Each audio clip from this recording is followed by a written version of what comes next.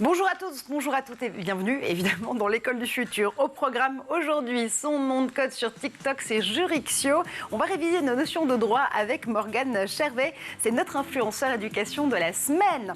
Damien Douani a une idée derrière la tech et Damien, on va tester avec toi un lecteur audio multicarte. Exactement, je ne sais pas si vous vous rappelez de ça, j'ai la suite de ça, voilà, et je vous montre ça tout à l'heure. Alibaba et les 40 voleurs, mais la version évidemment 4.0 avec toi dans un instant. Notre question du jour, investir dans l'humain, faire de l'éducation une priorité. C'est le thème de la 5e édition de la Journée mondiale de l'éducation.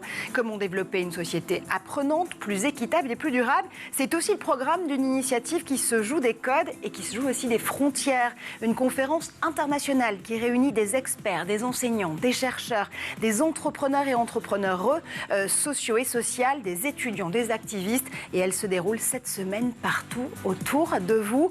On en parle avec nos invités, les créateurs et créatrices de ce festival de l'apprendre. Stéphanie Ampard, vous en êtes la conceptrice et coordinatrice. On parle bien sûr du Learning Planet Festival. Bonjour à vous. Bonjour.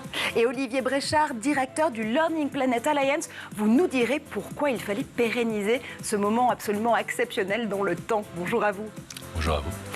En deuxième partie, on sera aussi rejoint par le CEO de Metronaut. On va mettre l'intelligence artificielle en musique avec cette application qui aide les musiciens en herbe ou confirmés à s'y retrouver dans leur partition. Mais d'abord, focus.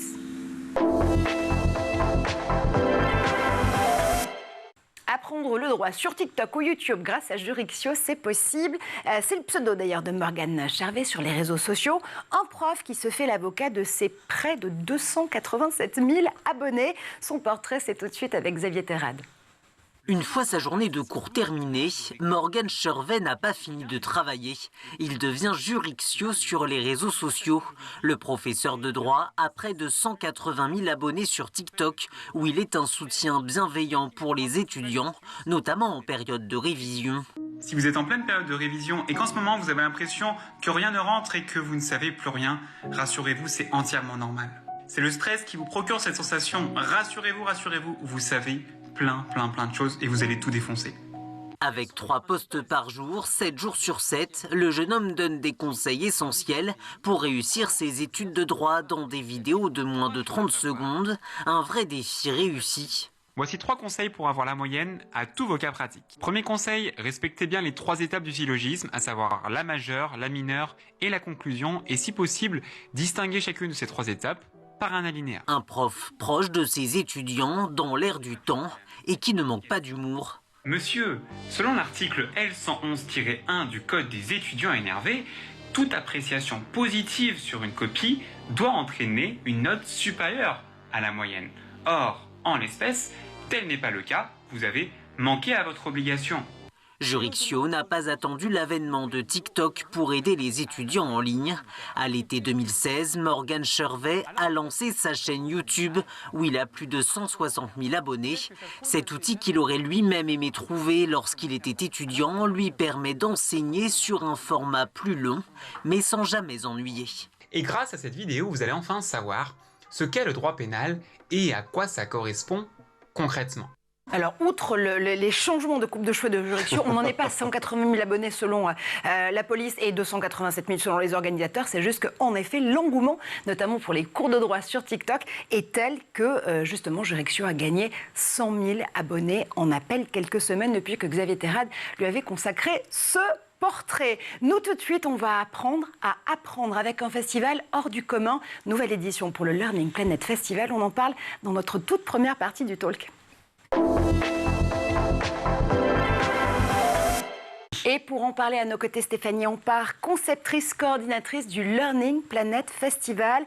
Olivier Bréchard, vous êtes le directeur du Learning Planet Alliance. On va justement revenir avec vous sur ce concept que vous portez et que vous pérennisez, notamment dans le temps. Mais d'abord, vous le savez, ce 24 janvier, c'est la Journée mondiale de l'éducation. Un 5e thème, d'ailleurs, pour cette 5e édition, tout court, investir dans l'humain, faire de l'éducation une priorité. Vous y répondez directement avec le festival d'une part et l'Alliance de l'autre. L'école stricto sensu, ce n'est pas le seul lieu d'essaimage de l'éducation, on peut se le dire dès le départ, Olivier.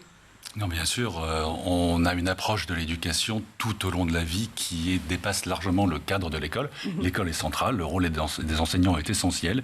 Il y a beaucoup de choses à faire avec eux, il y a des enjeux de formation de ces enseignants, mais on envisage les apprentissages tout au long de la vie. Et TikTok, qu'on vient de voir, est un des lieux aujourd'hui d'apprentissage important. On aura des sessions dans le cadre du festival qui envisagent le rôle de tous les ingénieurs qui développent ce type de plateforme pour l'apprentissage. Oui, ce que l'on peut en faire vraiment. Ça fait vraiment partie de la nouvelle littérature, Stéphanie, qu'il faut mettre en action, en mouvement, en musique aussi, pour pouvoir comprendre comment on bâtit cette éducation holistique des salles de classe jusqu'au hors les murs en réalité.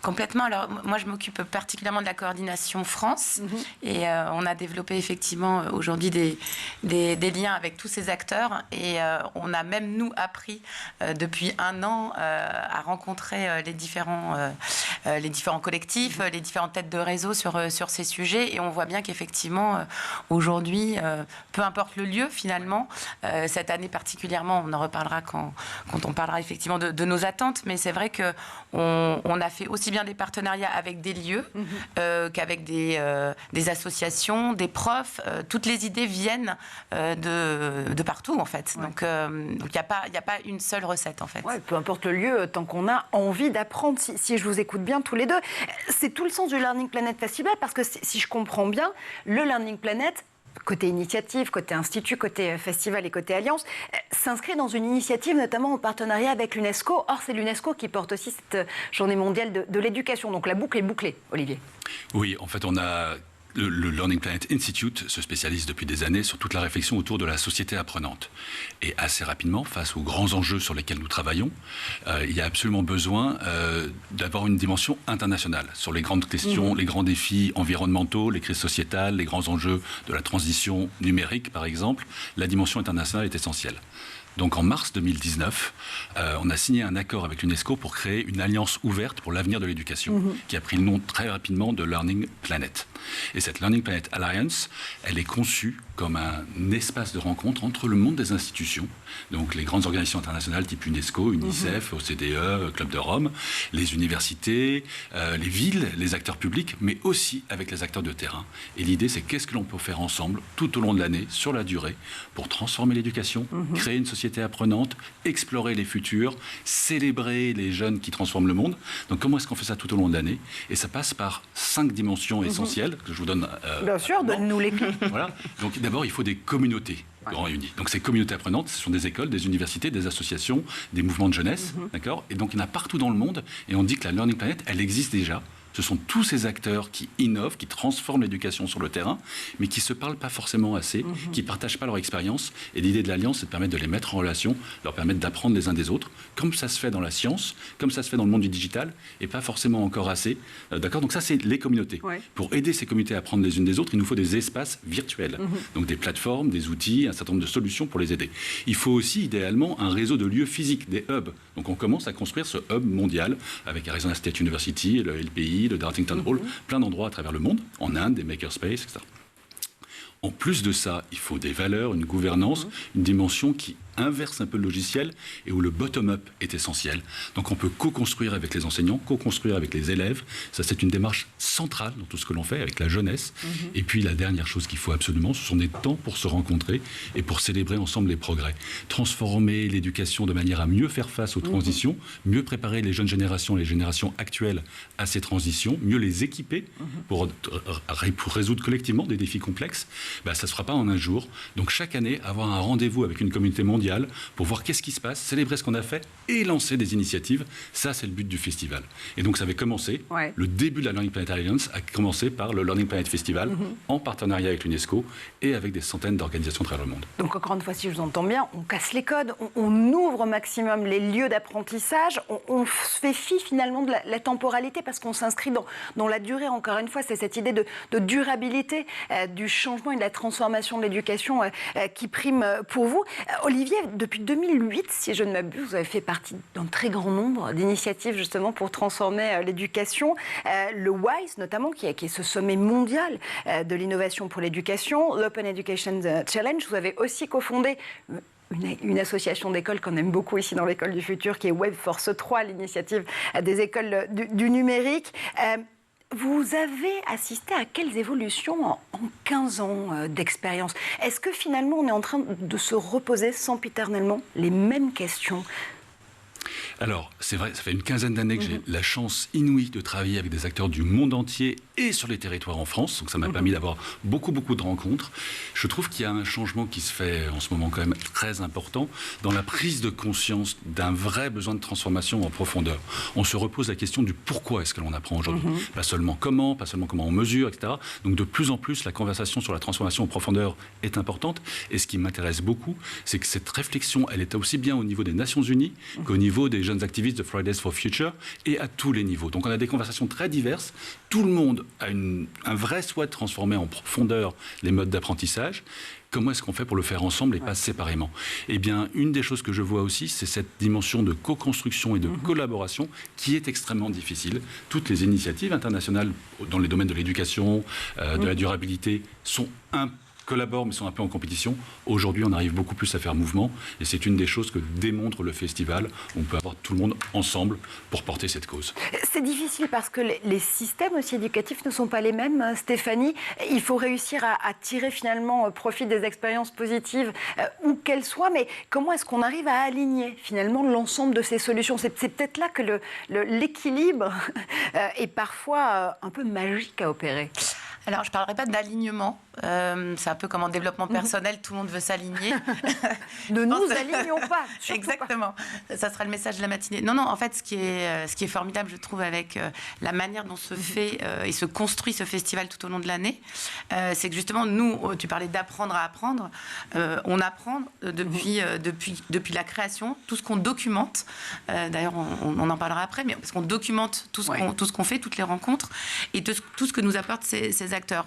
Donc, l'idée, c'est pas d'aligner, l'idée, c'est vraiment on pourrait dire réconcilier, fédérer, réparer, mais l'idée, c'est vraiment de faire se rencontrer tous les acteurs dont parlait Olivier tout à l'heure. Moi, je crois beaucoup à l'idée de mettre ensemble, mais en conscience, en fait. Parce qu'on peut faire des collectifs, tout le monde est capable aujourd'hui de se réunir parce qu'on fait le même métier ou parce qu'on a la même appétence sur un sujet.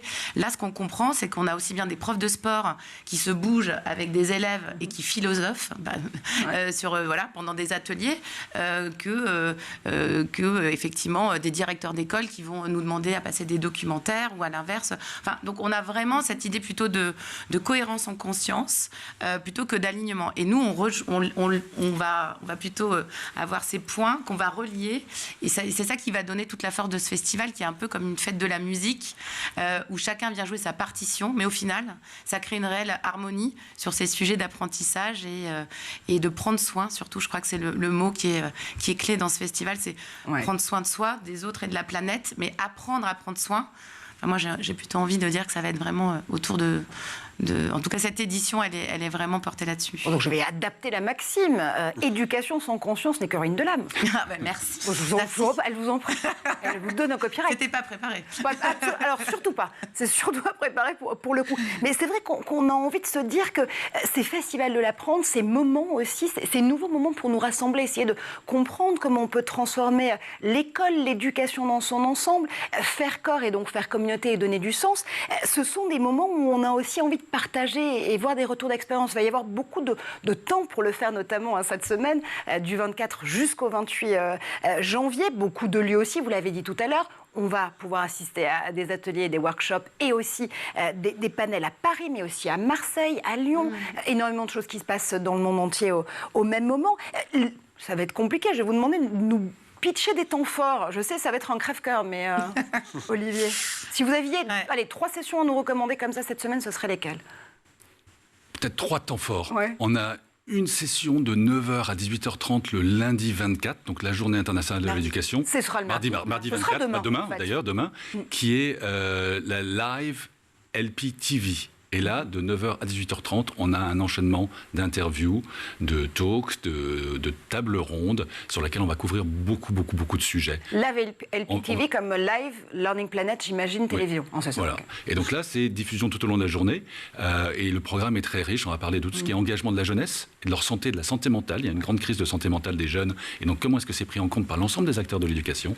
On va parler de tout ce qui est accès à une éducation de manière plus équitable, avec des cas dans dans les camps de réfugiés avec Bibliothèques sans frontières, par exemple, avec beaucoup d'exemples très concrets sur le terrain. On est à la fois sur les nouveaux récits éducatifs, mais sur l'illustration concrète que ça existe déjà comme preuve. On va évoquer tous les enjeux d'éducation liés au développement durable ou à la durabilité. Et ça, c'est très important de faire le pont entre le monde de l'éducation et ses transitions environnementales. On va aussi évoquer de nouveaux modèles de citoyenneté globale. François Taddy, qui est le fondateur du Planet Institute, et qu'on connaît bien aussi sur School TV, parle de planetizenship. Et donc, c'est l'idée de passer de citizen à planetizen, ce qui permet d'inclure la jeunesse. Là encore, j'y reviens, de permettre aux jeunes d'être associés à la co-construction de leur avenir et des politiques publiques, c'est une dimension essentielle. Et puis, bien sûr, on aura plein de dimensions autour d'apprendre à prendre soin de soi, des autres et de la planète. Je reprends une minute juste sur cette idée de planetizen qui semble très importante.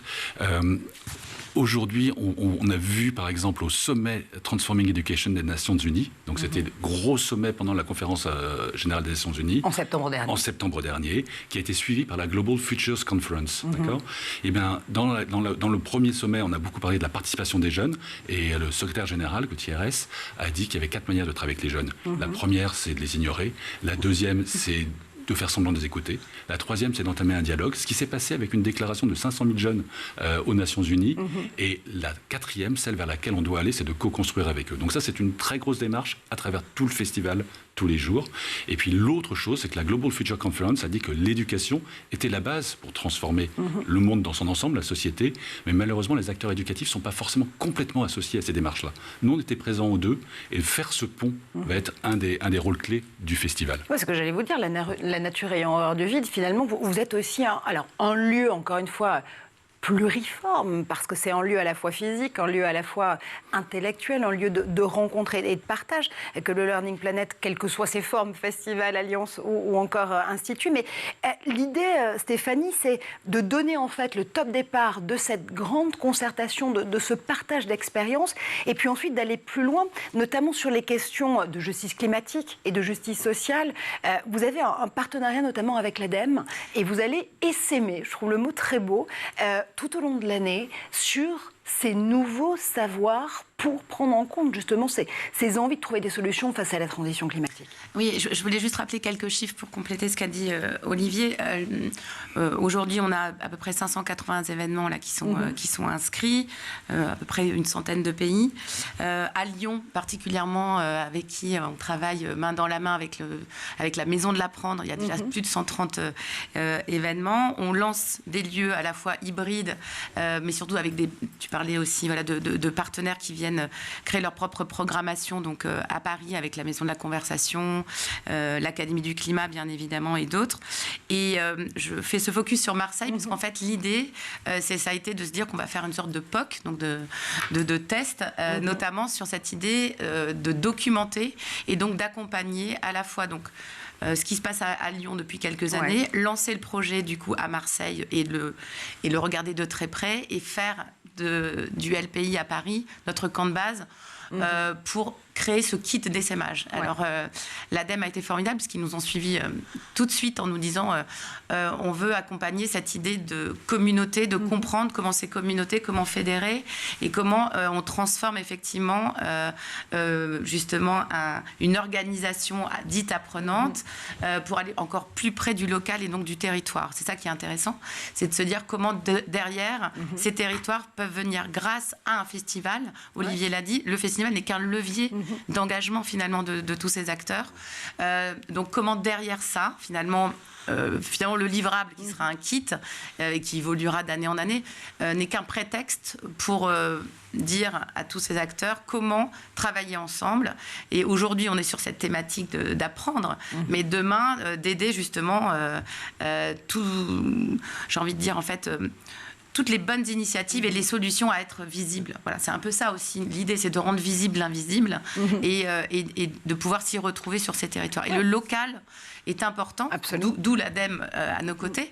Mais je crois qu'en fait, le travail ensuite va être d'essaimer, c'est-à-dire de faire preuve qu'à Marseille, ça a marché en 6 mois, de montrer qu'on peut travailler avec des acteurs. Et surtout, ce que je trouve intéressant dans toute la documentation qu'on est en train de faire, c'est que ça peut être un individu qui s'empare du projet, comme une collectivité, ou une association de parents d'élèves, ou après-demain, une fédération de profs. Donc c'est ça qui est formidable, c'est de voir que tout le monde peut s'emparer aujourd'hui de cette idée de festival de l'apprendre. Oui, vous êtes un formidable outil de curation et d'identification aussi de ces initiatives, pour pouvoir les rassembler. Et si vous me permettez, Marjorie, puisqu'on fait en rebond avec Stéphanie, c'est parti l'idée aussi, on fait un mouvement mondial pour afficher et rendre visible, mais le travail à l'échelle locale, à l'échelle d'une ville apprenante ou d'un territoire apprenant est essentiel. Et on travaille avec les villes apprenantes de l'UNESCO, avec la ville de Dublin, avec la ville de Cork, qui font un festival depuis très longtemps et qui nous disent qu'on ne peut pas créer une dynamique de territoire apprenant sans avoir un festival qui réunit l'ensemble des acteurs, formation professionnelle, association, éducation.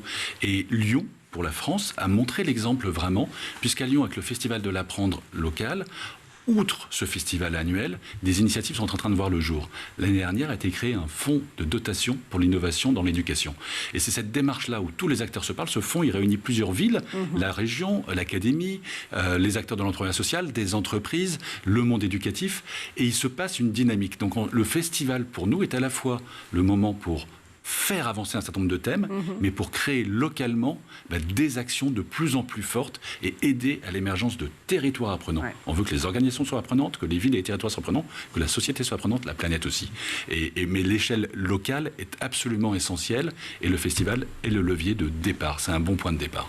Des festivals, justement, tiens, au territoire de l'apprendre, on continue à parler, à célébrer cette journée mondiale de l'éducation et cette semaine même avec le Learning Planet Festival, nouvelle édition. On continue notre discussion avec Stéphanie Ampard et Olivier Bréchard dans un instant, mais d'abord, on fait un tour du côté de la planète tech. Et c'est le Zap avec Édouard Deniau.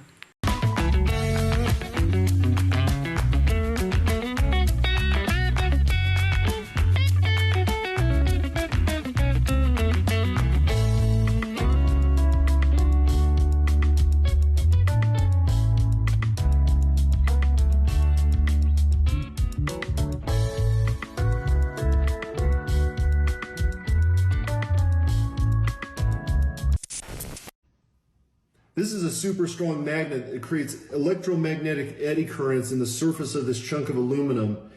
As I let it swing down, that interference stops the magnet's swing. You can see it's almost like a syrup.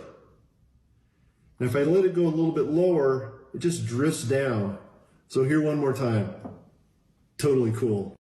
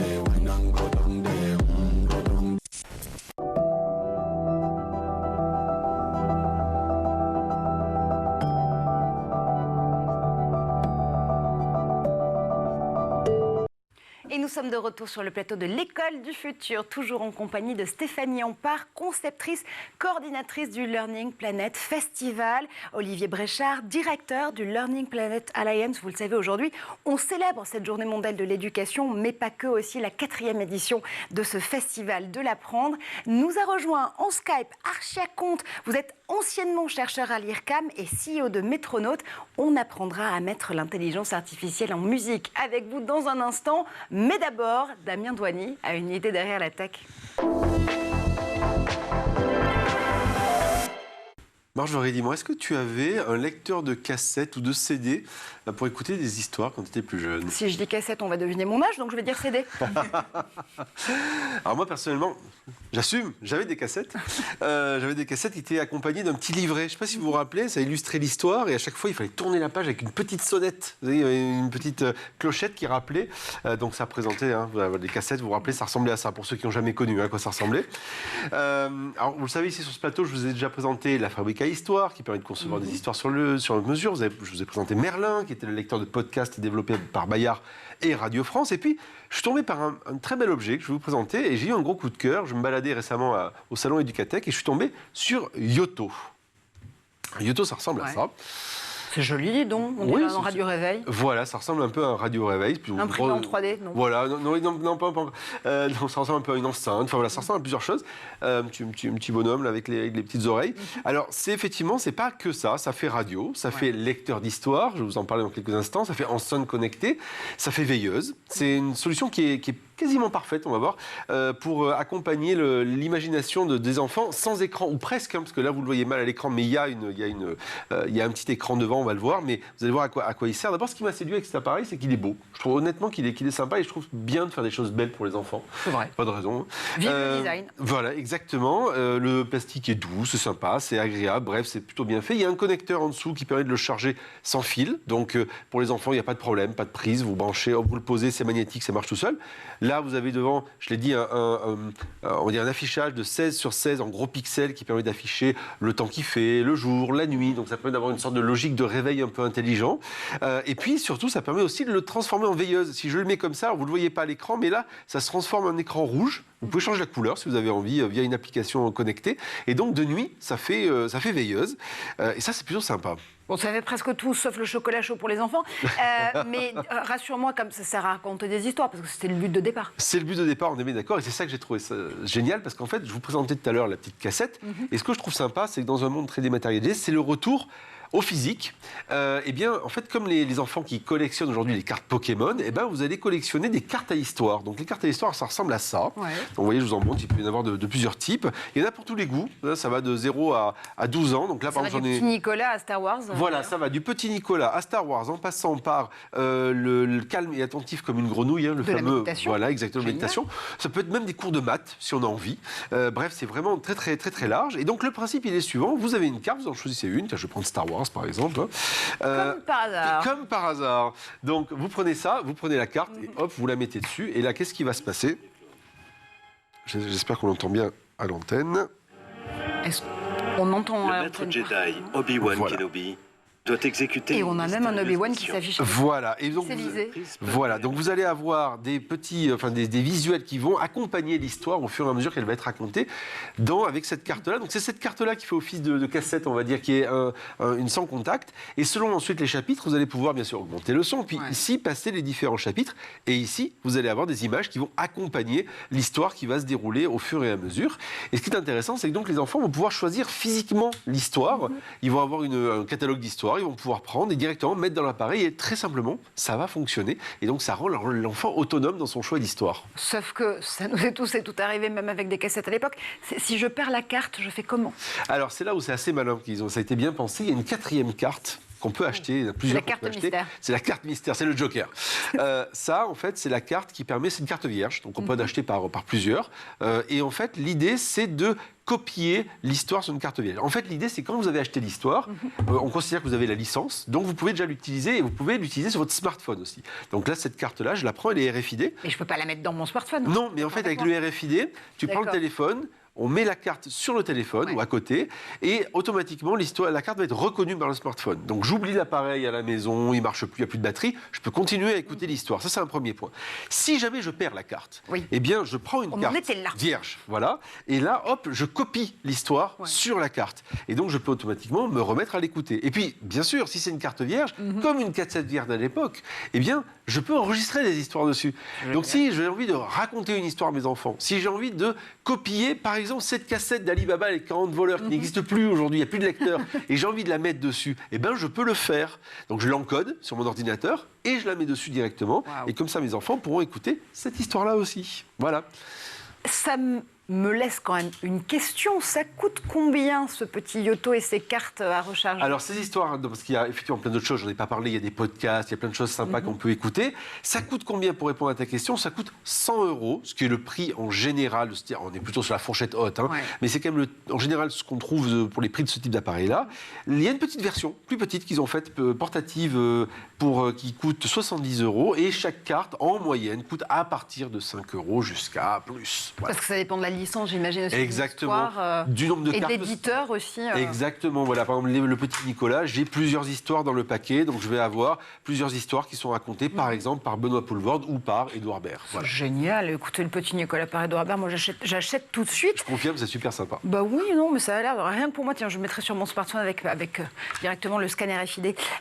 Stéphanie, Olivier, quand on voit justement toute cette prolifération d'outils, justement, high-tech ou plutôt low-tech, même pour les enfants, on se dit qu'en effet, on peut impulser cette envie de créativité, cette envie de découverte dès le plus jeune âge, et c'est ce qui fait du bien aussi pour pouvoir transformer l'école ensuite. Ouais, alors, je voulais parler justement des différents formats, parce qu'aujourd'hui, cette année en tout cas, c'est l'année où l'ampleur du festival va être beaucoup plus en présentiel, parce qu'on sort quand même d'une période Covidée. Et on est ravis parce qu'il y a tous les formats, de la masterclass à la conférence. On a des marches du temps long, des deep time walks qui vont se faire dans Paris, dans plusieurs villes. On va avoir surtout des hackathons. On a la chance d'avoir un partenariat avec Big Bloom et on va travailler sur les sujets justement de ville apprenante à Marseille, de jeunesse invisible à Paris avec la Maison de la Conversation. Donc du coup, ce que je trouve formidable, c'est qu'on apporte aussi des solutions, et ça, c'en est une. Hein, donc, on va raconter aussi des histoires, et les gens vont se raconter des histoires. Donc du coup, sur ces sujets effectivement de créativité dont tu parlais et d'intelligence collective, on voit bien que c'est vraiment le terreau pour que ces initiatives et ces rencontres puissent se passer. Bon, à quand la carte Learning Planet sur Yoto? Je pose la question. Mais pourquoi pas? Et un petit mot de notre côté, sur tout au long de l'année, on lance avec des partenaires qui s'appellent AIME, c'est Australian Indigenous Mentoring Experience, qui sont incroyables. On lance un partenariat qui s'appelle Imagination in the Classroom, mais où en tout cas, c'est pour travailler avec des jeunes du monde entier et avec des enseignants pour réinsuffler un maximum d'imagination et de créativité dès le plus jeune âge à l'école, et ce qui est une force absolument incroyable. Donc en effet, tous les outils, tous les supports qui aident à développer l'imagination peuvent en faire partie. Très bien. Archia, j'ai envie aussi de vous retourner la question, notamment sur Yoto, qu'on testait avec Damien Douanier il y a encore un quart de seconde, parce que vous avez été chercheur, notamment à l'IRCAM. Vous êtes donc un spécialiste du son et de l'audio. Pourquoi est-ce que l'audio, c'est un des médias finalement les plus appropriés pour stimuler la créativité des enfants et leur imaginaire? Tout simplement parce que les possibilités d'expression avec l'audio est infinies. Si on imagine que chacun a une créativité musicale en soi, on a autant de créateurs que des êtres humains sur la planète. Et ça se confirme avec la diversité culturelle de la culture musicale à travers le monde. Et le fait est que ça perdure. Donc aujourd'hui, nous écoutions la musique qui est composée le jour même, mais aussi la musique qui a été composée des siècles auparavant et qui perdure aujourd'hui. Ouais, cette musique qui traverse le temps, on va continuer justement à en parler. On met l'éducation en musique dans la deuxième partie de notre talk avec Archia, Stéphanie, Olivier et Damien.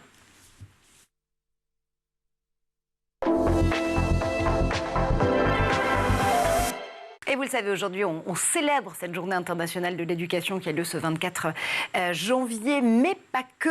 Stéphanie Ampard et Olivier Bréchard pour le Learning Planet Festival et la Learning Planet Alliance sont à nos côtés.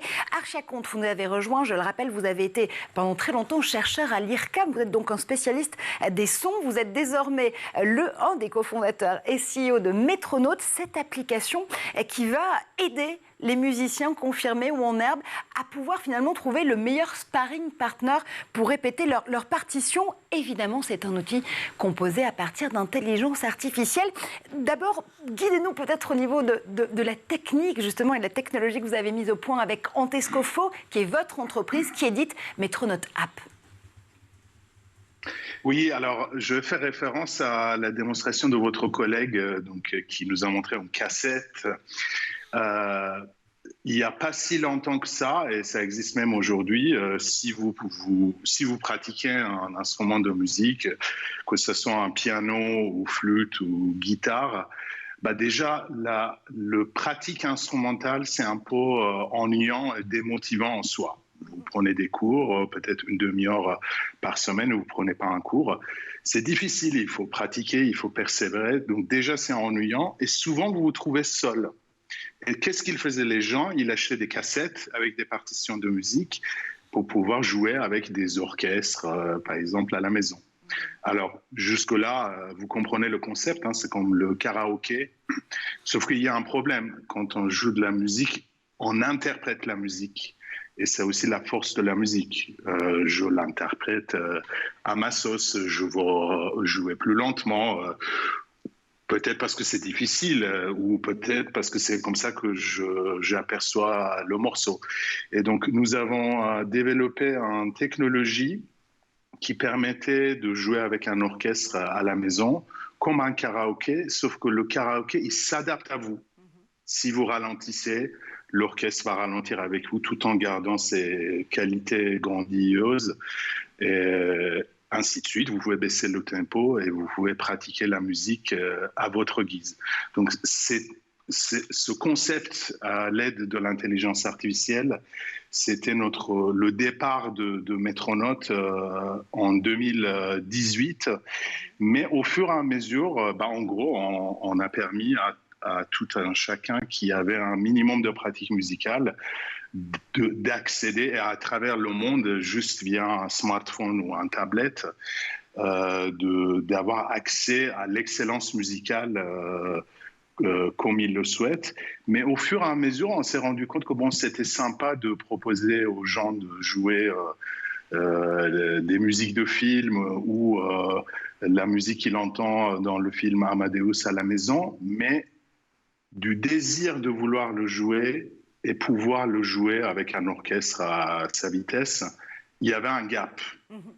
Il y avait un gap, et ce gap s'appelle apprentissage. Alors nous avons une philosophie auquel on tient beaucoup. On ne veut pas proposer une méthode d'apprentissage. Ça veut dire que nous, on est un complément ludique à la pratique musicale, et c'est là qu'on a commencé à développer des technologies particulières pour aider des gens du moment où ils désirent apprendre un morceau pour se perfectionner petit à petit, idéalement avec un prof, et donner aux gens un feedback pour pouvoir progresser. Et c'est quelque chose qu'on appelle apprentissage actif aujourd'hui.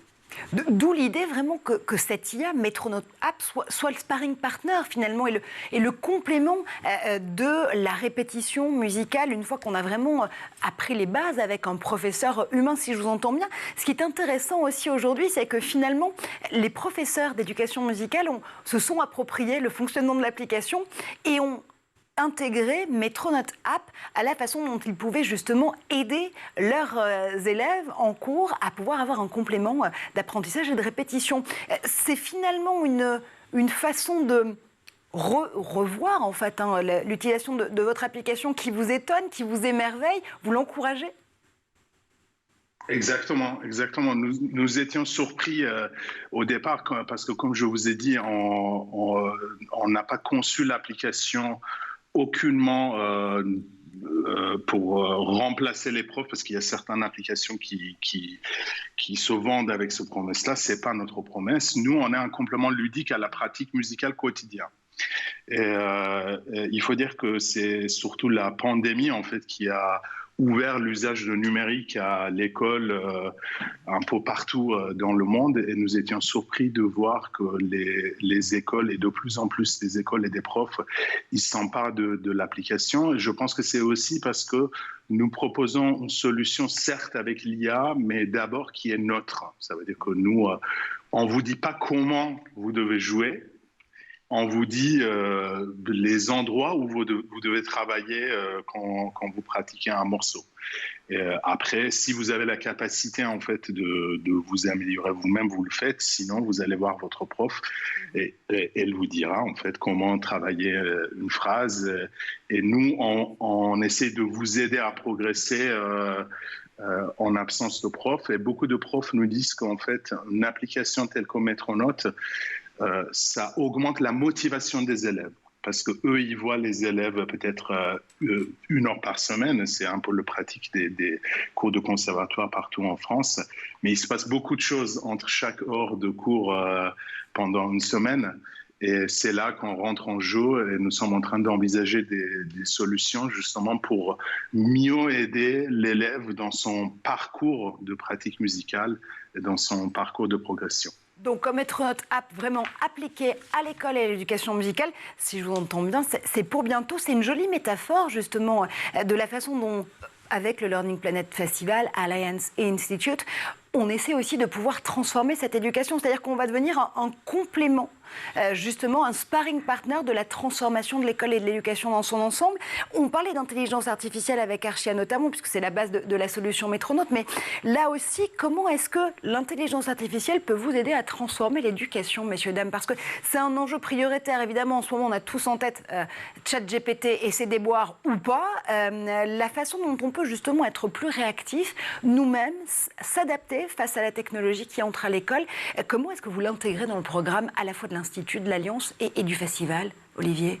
Alors, à plusieurs niveaux. Sur le fond, ce qui nous intéresse beaucoup dans les réinventions des modèles éducatifs, c'est de permettre aux élèves d'apprendre de manière collective, en collaboration et pas en compétition les uns avec les autres. Pas juste pour une réussite individuelle, mais pour une réussite qui va faire sens pour la société de manière plus large, pour eux et la société de manière plus large. Donc cette dimension collective est essentielle. L'idée de travailler sur des sujets qui vous passionnent et de permettre de co-construire les parcours avec les élèves sur des sujets qui les passionnent est essentielle. Et c'est aussi d'explorer des savoirs de demain, d'être un peu à la frontière des connaissances et pas seulement sur l'apprentissage de savoirs du passé. Et pour explorer des savoirs du demain, on a besoin d'être à plusieurs et on a besoin aussi de s'appuyer sur des outils comme l'intelligence artificielle. Donc c'est plus le mix intelligence artificielle, intelligence collective, enseignants. Le rôle des enseignants demeure absolument essentiel. Et juste, je voudrais faire référence à des études de l'OCDE sur la résilience des systèmes éducatifs après le Covid ou pendant le Covid. Ouais. Il y a plusieurs facteurs clés qui ont été cités par l'OCDE. L'un d'eux, c'est la capacité des enseignants à collaborer entre eux. Donc si on trouve que la collaboration des élèves entre eux est un levier essentiel de réinvention de l'éducation, la capacité des enseignants à collaborer entre eux est essentielle aussi. Et au Learning Planet Institute, on a par exemple un programme qui s'appelle Prof-Chercheur, développé par un chercheur qui s'appelle Ignacio Attal, qui a permis de créer des communautés d'enseignants qui résolvaient ensemble les défis auxquels ils faisaient face pendant la période du Covid. Et cette initiative grandit énormément. Donc ça, c'est une dimension absolument clé. Donc ça, c'est dans le cadre de l'enseignement, on a beaucoup de programmes. On va repenser nos modèles éducatifs, nos masters, licences, doctorats, les programmes pour les enfants aussi, de manière à mieux intégrer la réflexion. Et puis l'autre facteur que citait l'OCDE, c'était la formation des enseignants au numérique. Bien sûr. Et donc la formation tout au long de la vie, on aura une session sur la formation des enseignants, avec Florence Rizzo de Écoluma, avec Marie-Caroline Missire, avec l'OCDE, avec beaucoup de monde, avec un garçon qui s'appelle Eli Rothenberg, qui a lui créé, c'est juste incroyable, 70 programmes pour accompagner les enseignants à mieux identifier les élèves neurodivergents dans leur classe. Et pour construire ces 70 programmes très très pertinents, il s'est appuyé sur des experts et sur ChatGPT pour produire cette pédagogie. Et c'est d'une très très grande qualité. Donc Elie sera avec nous à 3 reprises pendant le festival aussi. Et du coup, dans le festival, on a un ensemble de sessions qui vont étudier l'éducation et le métaverse, l'éducation et ChatGPT, des choses comme ça. Mais aussi, et c'est un dernier sujet très important, parce qu'il y a des risques qui sont avérés. Aujourd'hui, on fait face à une crise de santé mentale des enfants et des étudiants dans le monde entier. Et un des facteurs identifiés par l'université de Virginia University, un professeur David Germano avec Stanford et d'autres, c'est le degré d'addiction au numérique. En fait, les jeunes passent tellement de temps sur le numérique qu'ils n'ont plus le temps pour déconnecter, pour la réflexivité, pour tout ce qui permet d'apprendre à se connaître. Et donc, on aura bien ces différents versants qu'on va regarder. L'enjeu, c'est comment est-ce qu'on trouve des bonnes solutions et comment on travaille mieux à ce que les nouvelles technologies soient réellement au service de l'apprentissage et de l'épanouissement des jeunes, pas seulement un système d'engagement et de captation d'attention. Le Learning Planet Festival Institute Alliance pour la partie festival, évidemment, vous le retrouvez tout au long de la semaine dans des lieux physiques, Paris, Lyon, Marseille, mais pas que, en ligne également et un peu partout dans le monde. Stéphanie, pour vous suivre, c'est quoi la meilleure chose cette semaine à faire? Il faut se brancher sur quel canal génial. Si on n'est pas à Paris, si on n'est pas à Lyon, à Marseille. Bien, on a la chance d'avoir une plateforme avec très documentée sur tous les événements, avec des filtres qui vous permettent de trouver par date, par organisateur, par intervenant. On a la chance aussi d'avoir dès la page d'accueil des lieux, des focus sur certains événements. Il y a beaucoup de choses en ligne, mais il y a énormément de choses. Cette année, on est très content en présentiel. Donc vous pouvez nous suivre. Ensuite, on a effectivement des newsletters, un blog. Mais le meilleur moyen, c'est quand même d'aller sur la plateforme et de regarder tout ce qui se passe dans vos villes respectives. Et on le fera évidemment jusqu'à samedi. Merci infiniment à Archia Conte aussi d'avoir été avec nous. Archia, vous reviendrez nous parler de créativité, d'intelligence artificielle et de musique dans un prochain épisode de l'École du Futur. Merci à Olivier, à Stéphanie et à Damien Douany, comme toujours. On se retrouve dès demain, vous verrez, avec un très beau cadeau pour les 1 an de School TV.